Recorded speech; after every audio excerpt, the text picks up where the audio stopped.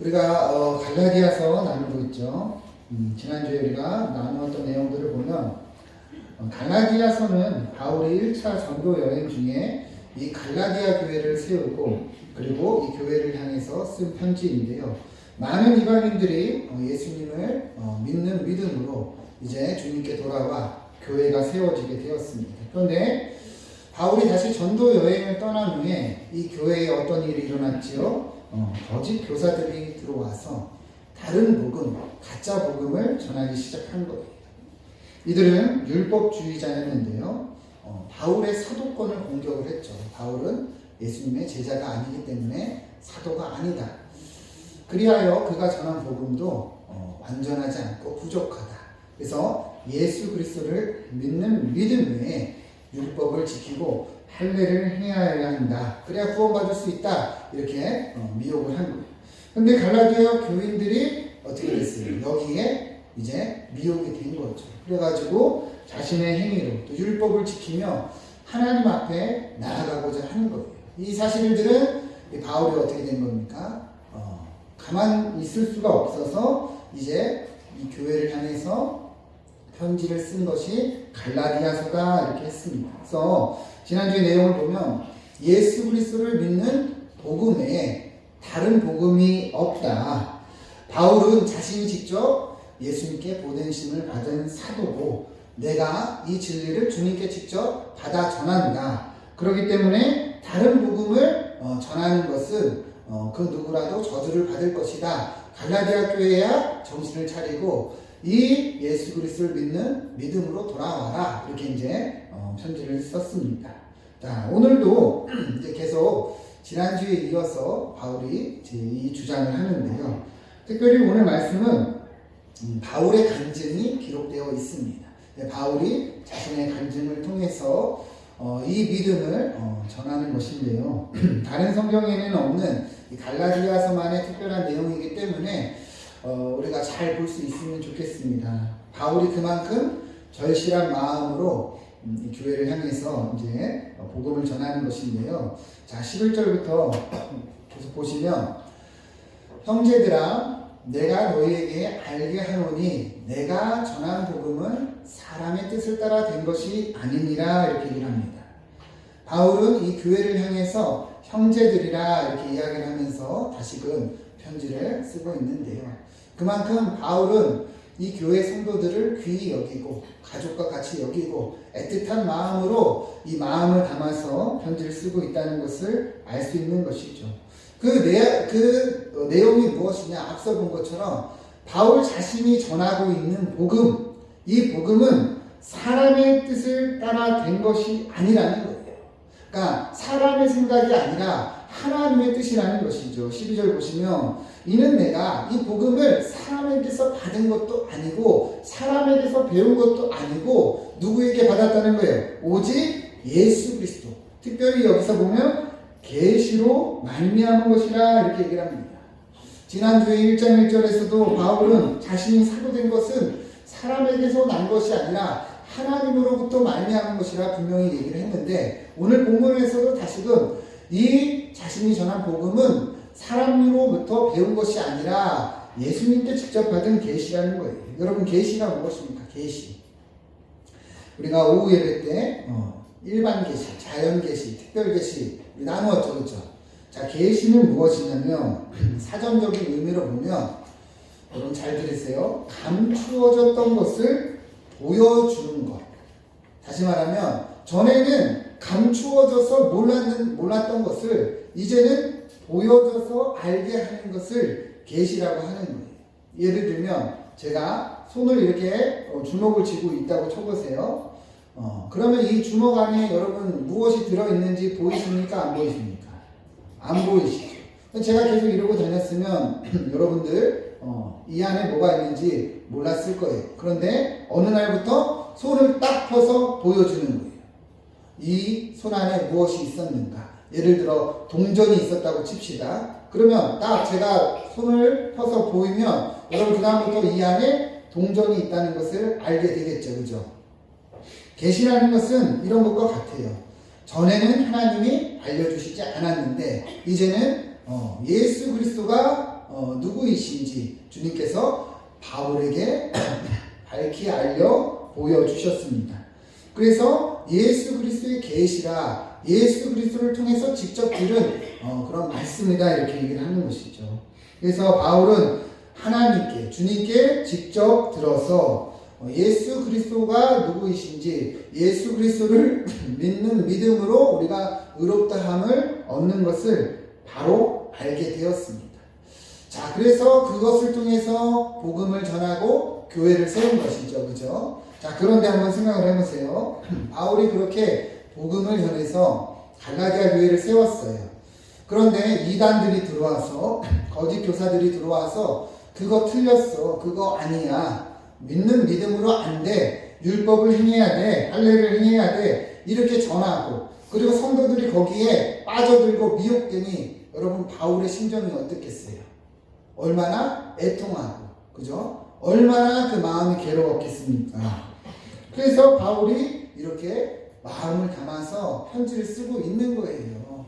내가 전하는 복음은 사람으로부터 말미암은 것이 아니다. 왜요? 저들이 자꾸만 바울의 이 사도권을 공격했잖아요. 바울이 전하는 복음이 잘못됐다 공격했잖아요. 그러니까 바울은 내가 예수님께 직접 이 복음을 받아서 전하고 있다는 것을 강조하고 있는 거예요. 여러분, 바울의 심정이 어떠했을지 여러분 느껴지십니까? 어떠했을지 느껴지십니까? 이런 거는 아마 목회자들이 잘 알 거예요. 저도 이렇게 청년들에게 양육하고, 우리 지금 보면 남전대 성경 공부도 하는데 어느 날 갑자기 그 잘 성경 공부를 하던 사람이, 어떤 집사님이 신천지에 다니고 있다고 생각을 해보세요. 거기에 빠졌다고 생각을 해보세요. 그러면 얼마나 마음이 애통하겠어요. 그죠? 그런 것과 비슷한 거죠. 바울이 그렇게 세운 교회에 이렇게 거짓 교사들이 들어와서 다른 복음을 전하니 바울이 계속 애통한 심정으로 이렇게 갈라디아서를 쓰고 있는 거예요. 바울은 이렇게 자신이 주님께 직접 복음을 받은 것을 이야기를 합니다. 그러면서 이제는 간증을 통해서 또 계속 이야기를 하는데요. 잘 보시죠. 13절부터 보면, 내가 이전에 유대교에 있을 때 행한 일을 너희가 들었거니와. 여러분, 바울이 예전에는 사울이었죠. 그죠? 이전에는 유대교에 열심히 있던 자예요. 그래서 그때에는 하나님의 교회를 바울이 심히 박해하고 멸했습니다. 특히 14절을 보면 바울은 자기가 동족 중 여러 영갑자보다 유대교를 지나치게 믿었다 이렇게 얘기합니다. 여기서 영갑자라는 것은 동년배를 말하는 거예요. 주변에 내 또래들보다 내가 훨씬 더 유대교에 대한 열심과 믿음이 있었다는 것이죠. 그죠? 그렇게 열정이 있던 사람이라는 거예요. 왜 이 이야기를 할까요? 지금 갈라디아 교회에서 미혹하는 자들이 유대주의자들이잖아요. 그러니까 바울도 예전에는 그랬다는 거예요. 특히 내 조상의 전통에 대하여 더욱 열심히 있었다 이렇게 얘기를 하는데요. 여기서 조상의 전통이라는 것은요, 율법을 말하는 게 아니라 율법 외에 할라카라는 조문이 있어요. 그게 뭐냐면, 대부분 율법은 이렇게 하나님께서 모세를 통해서 주어진 것을 의미하지만 율법 외에 613가지의 이 조항의 또 다른 법조문들을 유대인들은 만들었어요. 예를 들면 이런 거예요. 안식일을 거룩히 지켜라. 이게 율법이죠. 그죠? 그러면 안식일을 거룩히 지키려면 어떻게 해야 되나? 그러면서 추가적으로 더한 사항들이 있다는 거예요. 예를 들어, 안식일에는 거울도 보지 말아라. 안식일에는 몇 미터 이상 걷지도 말아라. 이런 식으로 계속 더해서 더욱 안식일을 잘 지킬 수 있도록 유대인들이 만들어 놓은 거예요. 근데 바울은 그런 전통까지도 엄청난 열심이 있었다는 거죠. 이해가 되십니까? 바울이 계속 이렇게 얘기하는 게 뭐예요? 교회를 향해서 들어온 자들이 유대주의자들이잖아요. 근데 바울은 자신도 누구보다도 더 유대주의자들이었다는 거예요. 그러니까 여러분 생각을 해보세요. 그러니까 바울이 그런 열심이 있었기 때문에 교회를 박해를 했던 거예요. 교회를 이렇게 핍박을 했던 거예요. 한번 생각을 해보세요. 이 바울의 입장에서는 이전에 이 바울은 유대교를 지나치게 믿고 그 전통을 열심히 믿었던 사람입니다. 그런데 어느 날 갑자기 예수를 믿는 자들이 이렇게 얘기를 하는 거예요. 예수를 믿으면 구원을 얻을 수 있다. 율법을 지키지 않아도 된다. 이렇게 얘기를 하니까 여러분, 바울의 입장에서는 어떤 거예요? 저들이 율법을 모독하는 것처럼 들리는 거죠. 그죠? 그러니까 그 열심히 있던 바울의 입장에서는 교회가 미울 수밖에 없고 그리고 처리해야 되는 대상으로 보일 수밖에 없는 거예요. 저들이 율법을 모독하고 성전을 더럽히는 거죠. 더욱이 여러분, 예수님이 어디서 죽으셨죠? 어디서 죽으셨어요? 네, 모르시면 큰일 나는데, 그죠? 십자가에서 죽으셨어요. 특별히 나무로 된 십자가. 율법으로 보면요, 나무에 달려 죽은 사람은 하나님께 저주받은 자라고 말하고 있습니다. 그런데 그 교회와 이 예수를 믿는 사람들은 나무에 달려 죽은 자를 그리스도라고 말하고 있는 거예요.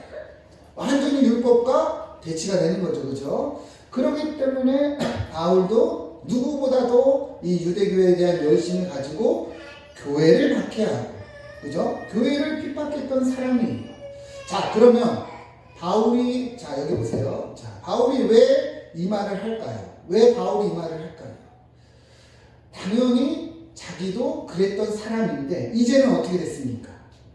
그렇게 박해하던 예수 그리스도를 전하는 자가 되었기 때문에 이 이야기를 하는 것이죠. 15절부터 보시죠. 그러나 내 어머니의 태로부터 나를 필정하시고 그의 은혜로 나를 부르시니가 그의 아들을 이방에 전하기 위해서 그를 내 속에 나타내시기를 기뻐하셨을 때에 이렇게 이야기를 합니다. 그러니까 그렇게 유대교의 열심이고 유대교의 앞잡이였던 자신을 하나님께서 은혜 가운데 부르시고 그래서 이방인의 사도가 되게 하셨다는 것이죠. 원래는 바울이요 교회를 박해하던 자예요. 유대교에 열심히 있던 자예요. 그러나 이제는 어떻습니까? 하나님의 은혜로 이렇게 사도가 되었다는 거예요. 특별히 어머니 태로부터 나를 특정하셨다는 말은 신학적으로 보면 예정론이라고 이렇게 얘기를 하는데요. 바울은 깨달은 거예요. 하나님의 계획이 아주 오래전부터 나를 향해 있었구나. 그래서 하나님의 은혜로 이렇게 바울이 복음을 전하는 자가 되었다는 것이죠.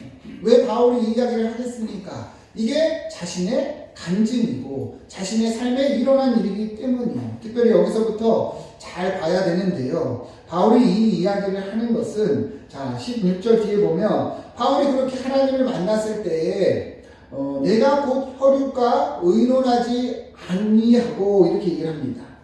그리고 17절을 보면 나보다 먼저 사도된 자들을 만나려고 예루살렘도 가지 않고 아라비아로 갔다가 다시 다메섹으로 갔다 이렇게 이야기를 하는데요.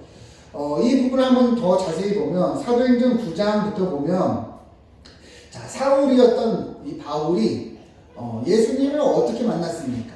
이 다메섹에서 길을 가다가 호련히 하늘로부터 빛이 비쳐서 그래서 사울이 눈이 멀면서 엎드려졌어요. 4절 보면 그러면서 소리가 들렸죠. 사울아 사울아 내가 어찌하여 나를 박해하느냐. 그래서 5절 보면 사울이 묻습니다. 주여 누구시니까? 그래서 예수님이 말씀하시죠. 나는 너가 박해하는 예수라. 사울이 그렇게 교회를 박해하고 유대교회에 열심히 있었던 사울이 이렇게 다메섹에서 누구를 만난 거예요? 예수님을 만났어요. 그러면서 6절 보면 너는 일어나 시내로 들어가라. 내가 행할 것을 내게 이를 자가 있느니라. 주님은 사울에게 직접 말씀하셨다는 것이죠. 그리고 이후에 사울이 아나니아를 만나고 다시 눈을 뜨게 됐는데요. 자, 중요한 것은 이렇게 사울이 예수님을 만난 후에 어떻게 했느냐. 여기서 잘 들으세요. 이 혈육, 여기서 혈육이라는 것은 이제 가족만을 뜻하는 것이 아니라 가까운 지인들을 말하는 거예요. 예수님을 만나고 나서 그 지인들을 만나지도 않고 다른 사도들도 만나지 않고 홀로 아라비아와 이 다메섹으로 갔다는 거예요. 왜 바울이 이렇게 했을까? 왜 바울이 아무도 만나지 않고 아라비아로 갔을까? 여러분 아라비아는 광야입니다. 광야. 이 광야로 갔다는 거예요. 여러분 한번 생각을 해보세요. 그렇게 열심히 있던 바울이었어요.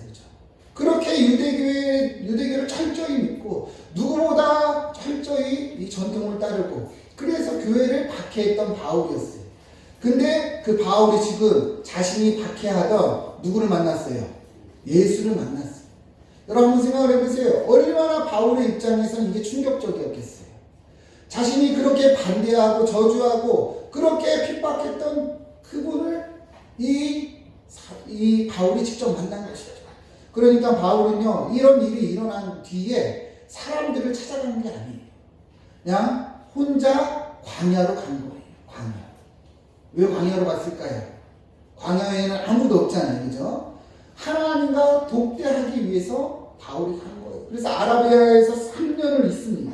그 광야에서 3년을 있어요. 3년 동안 뭘 했겠습니까? 하나님을 찾고 하나님을 만나고, 특별히 학자들은 이 바울이요 구약에 능통했던 사람입니다. 그죠? 굉장히 똑똑했던 사람이에요. 그러니까 이 구약의 내용을 3년 동안 주님과 독대하면서 구약에서 말하는 메시아가 예수님인 것을 바로 알고 깨닫게 되었다는 것이죠. 이해가 되십니까? 그러니까 바울이 계속 말하는 게 뭐예요? 나는 사람으로부터 말미암은 것도 아니고 사람에게서 받은 것도 아니고 주님께 직접 이 복음을 받고 주님께 직접 부르심을 받았다는 거예요. 1장 1절 말씀 보시죠. 1장 1절 갈라디아서 시작부터 이렇게 얘기를 해요. 사람들에게서 난 것도 아니고 사람으로 말미암은 것도 아니고 오직 예수 그리스도와 그를 죽은 자 가운데 살리신 하나님 아버지로 말미암아 사도된 바울. 그러니까 바울은요 자신의 부르심 이 사도가 누구로부터 주어졌다는 거예요? 하나님. 그죠? 사람에게서 받은 게 아니에요. 이러한 이 간증들이 있었기 때문에 바울이 얘기를 하는 거죠. 1장 12절도 같이 한번 읽어봅시다. 시작. 이는 내가 오직 예수 그리스도의 계시로 말미암은 것이라. 아멘. 여러분 왜 바울이 계속 이것을 강조하는지 이해가 되시죠? 바울은요 다메섹에서 예수님을 만나고 그렇게 아라비아 광야로 내려가서 주님과 독대한 거예요. 그래서 자신의 부르심이 무엇인지 예수 그리스도의 복음이 무엇인지 직접 받고 직접 배웠고, 그래서 바울이 이렇게 강조하면서 갈라디아 교회를 향해서 복음을 이야기하고 있다는 것이죠. 18절 19절도 같은 내용입니다. 자, 이후에 3년 만에 바울이요 그렇게 아라비아 광야에서 주님과 독대하고 복음을 알았어요. 예수님을 알았어요. 그리고 게바를 방문하려고 예루살렘에 올라가고 그와 함께 15일을 머무는 동안 주의 형제 야고보 외에 다른 사도들을 보지 못하였노라. 그러니까 바울이 예루살렘에 간 적이 있지만 그때도 야고보 외에 다른 사도를 본 적이 있다는 거예요? 없다는 거예요? 없다는 거예요. 왜 이야기를 할까요? 바울은 다른 사도들에게 이 복음을 배운 게 아니라는 거예요. 이해가 되십니까? 15일이라는 이 짧은 기간 동안 복음을 배울 수도 없지만 만나지도 않았다는 것을 이야기를 하는 거죠. 바울이 왜 계속해서 이것을 이야기합니까? 내가 전한 복음은 주님께 직접 받은 복음이다. 나의 사도권은 주님이 직접 나를 부르시고 택하신 것에서 비롯된다. 저 유대주의자들이 계속 갈라디아 교회를 미혹하고 다른 복음을 전하니 바울이 이것을 강조하고 있는 거죠. 내가 전한 복음이 주님께 직접 받은 복음이니 갈라디아 교회야 정신을 차리고 이 믿음으로 돌아오라는 거예요. 20절 말씀 같이 한번 읽어봅시다. 시작. 보라, 하나님 앞에서 거짓말이 아니로다. 아멘. 바울은 이렇게 다시금 강조하고 있는 거예요. 자신에게 일어났던 모든 일, 자신의 모든 인생을 다 포함해서 이렇게 갈라디아 교회를 향해서 호소하는 거예요. 내가 전한 이 복음이 주님이 전한 직접 받은 계시라는 것이죠. 예수 그리스도를 믿는 믿음으로 사람이 의롭게 된다는 것을 다시금 강조하고 있는 거예요. 여러분 이것이 교회를 향한 바울의 마음입니다. 여러분 이거 보이십니까? 바울이 어떠한 심정으로 지금 편지 쓰고 있는지 보이십니까? 어떻게 보면 반복적이에요. 그죠? 어떻게 보면은 좀 구차하게 계속 똑같은 말을 반복하고 있어요. 근데 왜 바울이 이렇게까지 이야기하고 바울이 이렇게 애통해하면서 이야기를 할까? 그만큼 이 갈라디아 교회가 정말 예수 그리스도를 믿는 믿음으로 서기를 원하기 때문이에요. 여러분 이게 보여야 되는 거예요. 예수 그리스도를 믿는 믿음 외에 사람이 의롭게 되는 길이 있습니까? 없습니까? 없는 거예요. 근데 이 교회가 자꾸만 다른 길을 행하고 율법을 행하고 하나님 앞에 행위로 나아가려고 하니 바울의 마음이 애통한 것이죠. 여러분 바울은 왜 이렇게 계속 편지를 쓸까요? 이것이 교회를 향한 주님의 마음이기 때문이에요. 주님의 마음이기 때문이에요. 갈라디아 교회가 예수 그리스도를 믿는 믿음으로 서기를 우리 주님이 원하시기 때문에 바울이 계속해서 그 마음을 가지고 이렇게 편지를 하고 있는 것이죠. 여러분 사실 생각을 해보세요. 갈라디아 교회의 성도들이 예수님을 믿건 안 믿건 바울에게 무슨 개인적인 유익이 있습니까? 없습니까? 한번 생각을 해보세요. 바울이 어떤 사익을 얻을 게 있어요? 저들이 예수 믿는다고 바울이 무엇을 얻습니까? 없잖아요. 그죠? 근데 왜 이렇게 바울이 애통해하며 마음을 담아서 자신의 간증을 통해서 이렇게 복음을 전하냐고요. 이것이 하나님의 마음이기 때문이죠. 하나님의 심정이기 때문이죠. 여러분 우리가 이것을 볼 수 있어야 돼요. 앞선 내용을 통해서 봤지만 바울은 원래 유대교의 열심을 갖고 교회를 박해했던 자입니다. 그러나 하나님의 은혜로 이제 사도로 부르심을 받고 하나님의 은혜로 이렇게 복음을 전하는 자가 되었어요. 그러니까 바울은 늘 마음에 빚진 자예요. 빚을 진 자예요. 그렇기 때문에 하나님의 마음을 가지고 그 심정을 가지고 이렇게 복음을 전하고 있다는 것이죠. 여러분 이것이 예수님을 만난 예수님을 믿는 사람들의 공통적인 변화인 줄 믿습니다. 이전에는 내가 원하는 대로 살았어요. 그러나 예수님을 만나고 예수님을 영접하고는 어떻게 사는 거예요? 하나님의 마음을 가지고 하나님의 뜻을 따라 살아가는 거예요. 여러분 이것이 보여야 합니다. 왜 바울이 이렇게까지 애통해하며 복음을 전하는가? 자신의 유익이 아니죠. 그죠? 하나님의 마음, 하나님이 바라시기에 바울이 이렇게 전하고 있다는 거예요.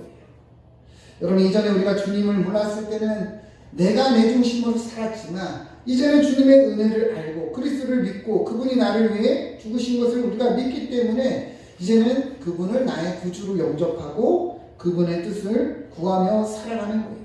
여러분 이것이 바울의 모습입니다. 13절부터 다시 한번 보시면 잘 보세요. 13절의 시작이 어떻게 됩니까? 내가 이전에 유대교에 있을 때 바울이 이렇게 고백을 하고 있습니다. 시작이 누구로부터예요? 내가, 그죠? 내가 유대교에 있을 때 행한 일을 너희가 들었다. 14절 보시죠. 14절에도 뭐라고 시작합니까? 내가 내 동족 중에 여러 영갑자보다 유대교를 지나치게 믿어 내 조상의 전통에 대하여 더욱 열심히 있었다. 여러분 이전에 예수 믿기 전에 바울의 모습은요 아무리 유대교에 열심히 있었지만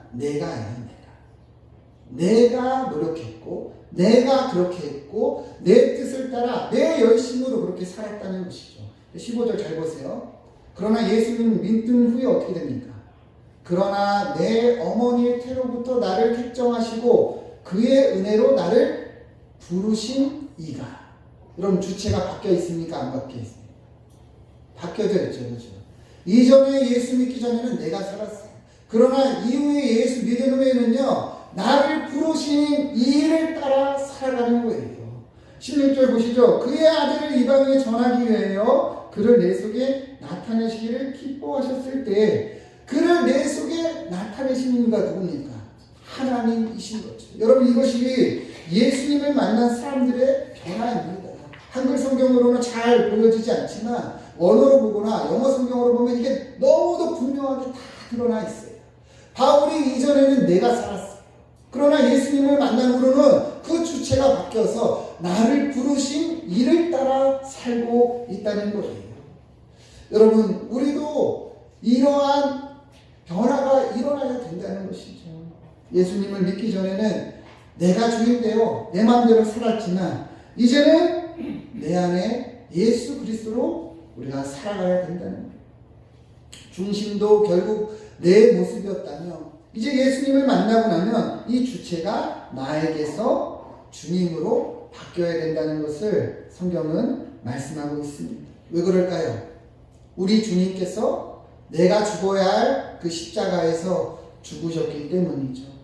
그래서 여러분 바울이요 이렇게 전심을 다해서 복음을 전하고 있는 거예요.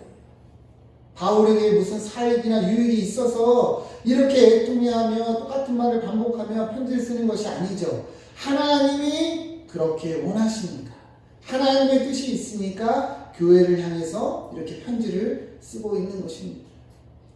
제가 가끔 이제 이 주변에 이제 식당을 이제 가는데, 갔던 곳에 가고 또 가고 또 가고, 그러다 보면 이제 좀 친해지면 제가 목사인 걸 다 압니다. 목사인 걸 다 알아요. 그러면 목사인 것을 알면 그 주인분들이 어떨까요? 저를 경계합니다. 왜 경계할까요? 교회 오라고 할까요? 근데 솔직히 저는 제 개인적으로는요, 그분들이 교회에 오건 안 오고 별 상관이 없어요. 그죠? 그분들이 교회로 온다고 뭐 제가 달라지는 것도 아니고, 제가 사는 아파트에서도 그래요. 제가 목사인 걸 대부분이 알아요. 그 경계하는 사람들이 있어요. 저분이 나를 교회 데리고 가려고 하나보다, 교회 오라고 하나보다. 근데 사실은 제 마음으로는요, 사실 상관없거든요. 그죠? 근데 왜 이분들이 교회에 오기를 제가 원하고 바랄까요? 하나님의 마음이 거기에 있기 때문이죠. 좀 친해지면은 이제 저보고 기도해달라 그래요. 그래서 제가 열심히 기도합니다. 오늘 새벽에도 어떤 식당 그 주인지 뭐 며칠 날에 재판이 있대요. 기도를 해달라고 하더라고요. 그래서 열심히 기도했어요. 저는 예수 믿으세요 라고 하지만 우리 교회에 꼭 오셔야 됩니다 라고는 안 해요. 왜냐하면 예수 믿는 것이 중요하기 때문에. 그러나 우리 교회 오면 좋죠. 그죠? 그런데 제가 그분들이 우리 교회 와서 내가 어떤 유익을 얻으려고 전하는 것이 아니죠. 그죠? 하나님의 마음이 있기 때문에 저는 거기서 제가 숟가락 놓고 제가 물 떠놓고 뭐 1,000원, 2,000원 남으면 10,000원 그냥 드리고 손해보고 다 해요. 왜? 그게 하나님의 마음을 전하는 길이기 때문입니다. 여러분, 예수 믿는 것이 무엇인지 우리는 잘 알아야 됩니다. 제가 지난주에 남전도에 성경 공부를 하는데 우리가 그런 말을 했어요. 왜 많은 성도들이 예수님을 믿는데 정말 주님이 주시는 축복을 누리지 못할까? 왜 예수님을 믿는데 우리 삶에 이러한 변화나 예수님의 향기가 나타나지 않을까? 여러분 한번 생각을 해보세요. 예배 드리고 그리고 말씀을 듣잖아요. 근데 왜 나가서 돌아가면 왜 우리가 믿는 사람이나 안 믿는 사람이냐 왜 다를 게 없냐는 거예요. 왜 똑같냐는 거예요. 우리가 예수님을 믿는 것을 무엇인지 모르기 때문이에요. 여러분 예수님 믿으세요?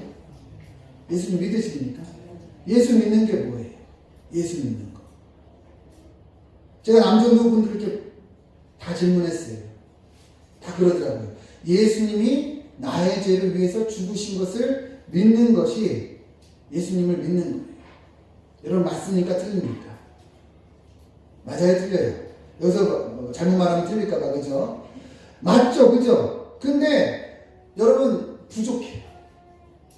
예수님을 믿는 것은요, 예수님이 나의 죄를 위해서 죽으신 것을 믿는 게 맞아요. 그죠? 그죠? 여러분 그게 믿으시죠? 근데 예수님을 믿는 것은요, 예수님이 나의 죄를 위해서 죽으신 것을 믿고 이후에 그분을 나의 구주로 영접하는 거예요. 왜 많은 성도들이 변화가 없을까요? 왜 교회를 다니는데 향기가 안 나을까요? 왜 한국교회가 이렇게 지탄을 받고 욕을 먹을까요? 예수님만 계속 죽이는 거예요. 예수님이 나의 죄를 위해 죽으셨다. 그러면서 나는 안 죽어요. 예수님을 영접하지 않아요. 여러분 예수님 믿는 거는요, 이 바울처럼 완전히 변하는 거예요. 이전에는 내가 살았어요. 주체가 나였어요. 그러나 이제는 예수님을 믿는 우리는 예수님이 주인 되시고 예수님이 우리 삶의 주체가 되는 거예요. 그래서 내 뜻이 아니라 하나님의 뜻을 구하고 하나님의 뜻을 따라 사는 것이 예수님 믿는 것입니다. 여러분 스스로에게 질문을 해보세요. 우리는 어떻게 살고 있는가? 여러분 지금 제가 드리는 이 말씀이요, 나는 아닐 거라 착각하지 마세요. 많은 성도들이 그렇게 살고 있어요. 내가 안 죽어요. 내가 안 죽으니까 내 안에 그리스도가 살지를 않는 것이죠. 여러분 바울이요, 자신이 죽지 않았다면 어떻게 이렇게 복음을 전하고 어떻게 이 복음이 이 열방 가운데 선포가 됐을까요? 바울이 죽었잖아요. 그렇죠? 그리고 하나님의 뜻을 따라 살았잖아요. 갈라디아서 2장 20절 보시죠. 내가 그리스도와 함께 십자가에 못 박혔나니 그런즉 이제는 내가 사는 것이 아니요 오직 누가 삽니까? 내 안에 그리스도. 여기서 예수 믿는 것이 무엇인지 철저히 보시죠. 내가 죽는 거예요. 내가 죽고 내 안에 누가 삽니까? 예수 그리스도. 여러분, 이것이 예수님을 믿는 것입니다. 바울의 모습에서 우리는 이것을 철저하게 볼 수 있어야 되고 우리의 삶을 철저하게 반성하며 돌아볼 수 있어야 돼요. 바울은요, 이 2장 20절에서 2000년에 죽으신 그 예수 그리스도를 현재형으로 표현하고 있어요. 내가 그리스도와 함께 십자가에 못 박혔나니 그런즉 이제라는 거예요. 여러분, 이것이 현재 우리의 삶이 되어야 할 줄 믿습니다. 여러분, 예수 믿는 것은요, 내가 죽는 거예요. 근데 많은 성도들이요, 나는 살고 예수님이 죽어요. 내 뜻을 구하고 내가 말하는 대로 하나님이 도와주시고 내가 원하는 기도 제목을 주님이 들어주시는 것을 믿는 거라 착각을 한다는 것이죠. 아니요, 절대 그렇지 않아요.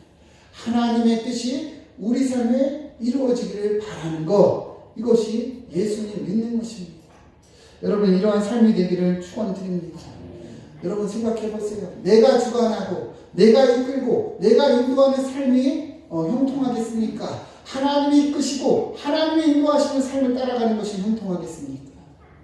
여러분, 철저히 죽기를 축원드립니다. 우리는 이 갈라디아서를 통해서 이 바울의 모습을 통해서 정말 예수 믿는 것이 무엇인지 볼 수 있어야 돼요. 예수님이 우리를 위해서 십자가에서 죽으시고 우리를 의롭게 하기 위해서 부활하시고 승천하셨습니다. 그런즉 이제는 우리가 그 예수 그리스도를 믿는 믿음으로 이제는 그분을 우리의 구주로 영접하며 그분의 뜻을 따라 살아야 된다는 거예요.